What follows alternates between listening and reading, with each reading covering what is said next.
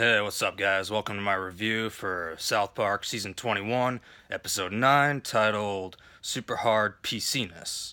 Another episode in the books, and all that's left is the season finale. So, it's been a great season so far, and this one did not disappoint. I certainly tackled a number of different plots, for sure, and, left a lot of cliffhangers, so I'm excited to see how they conclude these different story arcs. The episode first shows Cartman and Heidi fist fighting, but, as soon as Kyle butts in, the fight ends over their mutual laughter at Kyle, and, it soon becomes apparent that their relationship has stabilized and they're mostly on the same wavelength here and enjoying each other, whereas, like, last episode, the relationship was more in flux and, Heidi being more dominant, erratic, and disinterested.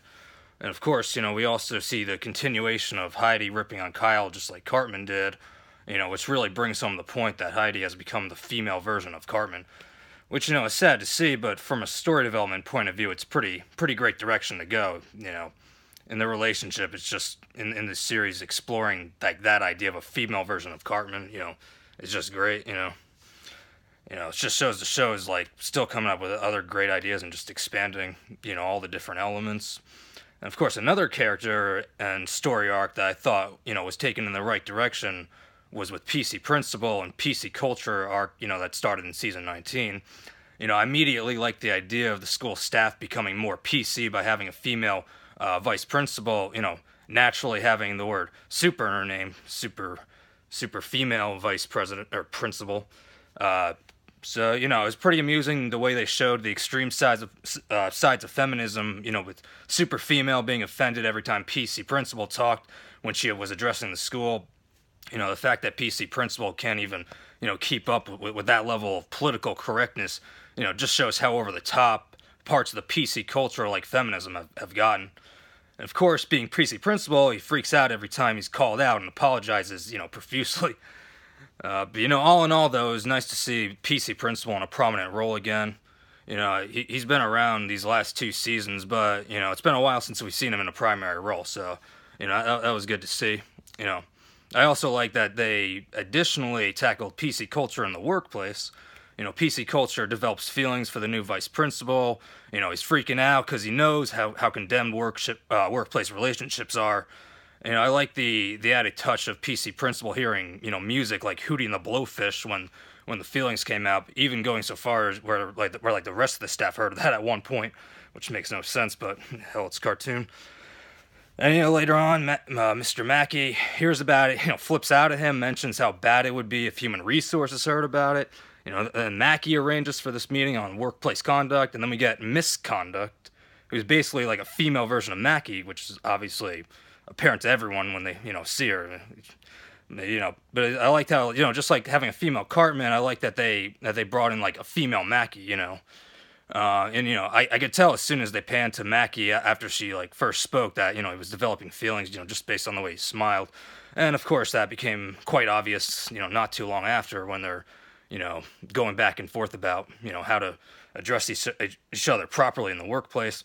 We also see the new vice principal raise her hand when asked if she ever had feelings towards a coworker. So, I was thinking maybe it was PC principal, possibly someone else, but, that's definitely a premonition of things to come between the two for sure. A lot of people would say that this season is like a return to form for South Park, which makes sense, after the last season being far less episodic, particularly last season not being episodic one bit. That was one story, period.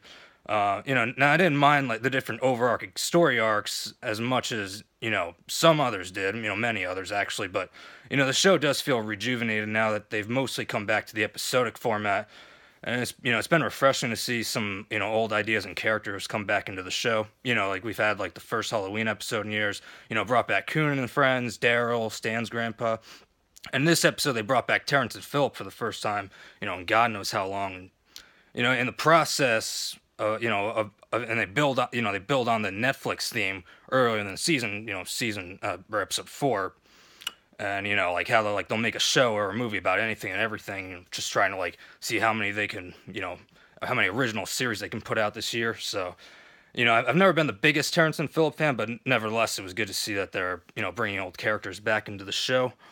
And then of course Kyle's watching the new Terrence and Phillip show with all his friends, and he's not amused, and he realizes, he doesn't find it amusing anymore. So, it didn't surprise me that Kyle was at the forefront of the episode too, with the drama he had with Heidi and Carmen. In episode 7, you knew that there was going to be more of him going forward. And it's pretty immediately clear that his changed feelings towards Terrence and Phillip is somehow related to the two of them. And it becomes clear at the end of the episode when he references them during the speech to the president. It's funny to see how he was being compared to a Jewish mother, specifically his own mom, and an amusing reference all the way back to season 1, where his mom led a crusade and protest against Terrence and Phillip, and now he's doing the same thing 20 seasons later. So, he goes to the new vice principal and says how he thinks how the show, like, fart jokes and laughter at other people's expense is the cause of what he thinks is a culture of meanness happening at the school. So that's interesting. Of course, then ironically, the vice principal gives a non-PC response saying you can't be pointing fingers and whatnot. So, that was interesting to see. I imagine they'll go somewhere with that in the season finale, because that was just too odd. And of course, as the episode goes on, you see Kyle forming, the group Millennials Against Canada, I think it was called, gaining traction, fighting with the Canadians, to the point where they're confronting President Garrison. And the whole thing just escalates to the point where, Garrison ends up bombing Canada.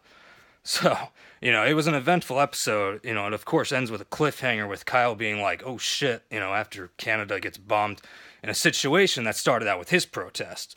Of course, you hear another one of PC Principal's ear songs, as all this is going on at the end of the episode. Of course, in addition to, Canada getting bombed simultaneously, PC principal is going back and forth with the vice principal, about who should open the door, and they both reach for and, hold hands, looking at each other, romantic feelings now, mutual, and, obviously they're gonna have to face that, so it'll be interesting to see how they go with that one in the next episode. And of course, it'll also be interesting to see where they go with Kyle's story, Garrison's story, and of course, Carmen's and Heidi's story, as the season comes to the conclusion. Obviously, Carmen and Heidi being the one very consistent, ongoing story arc, if you had to say which one. But overall, I wouldn't say it's the best episode of the season, but I liked it quite a bit. A lot happened, and I like that there were so many cliffhangers. It goes to show how they haven't totally gone back to the pure episodic thing, and I like that. And I think they've struck a good balance this season. That said, it'll be exciting to see how the season ends. But anyway, that's all I got for you guys. Thanks for watching, and I will catch you later.